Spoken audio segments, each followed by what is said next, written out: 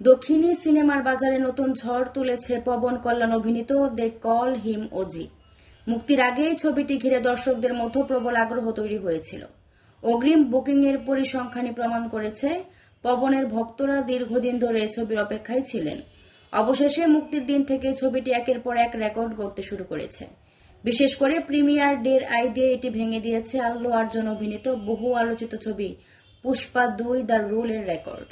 মুক্তির আগে বিশ্বব্যাপী অগ্রিম বুকিং থেকে ছবিটি আয় করেছে বাংলাদেশি মুদ্রায় প্রায় 111 কোটি টাকা।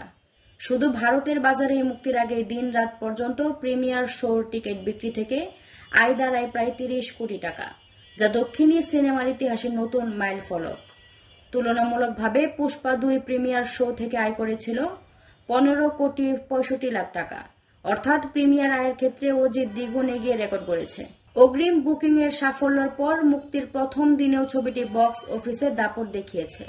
ভারতে প্রথম দিনের নেট সংগ্রহ হয়েছে প্রায় 15,63,00,000 টাকা। এদিকে উত্তর আমেরিকায় বাজারে প্রিমিয়ার শো থেকে আয় দাঁড়িয়েছে বাংলাদেশি মুদ্রায় প্রায় 35 কোটি টাকা। এত বড় অঙ্কে প্রিমিয়ার ডে থেকে আয় করা এটাই প্রথম কোনো তেলেগু ছবি। বিশেষজ্ঞদের মতে মুক্তির প্রথম সপ্তাহ থেকে অজির আয় 150 কোটি টাকা ছাড়িয়ে যেতে পারে।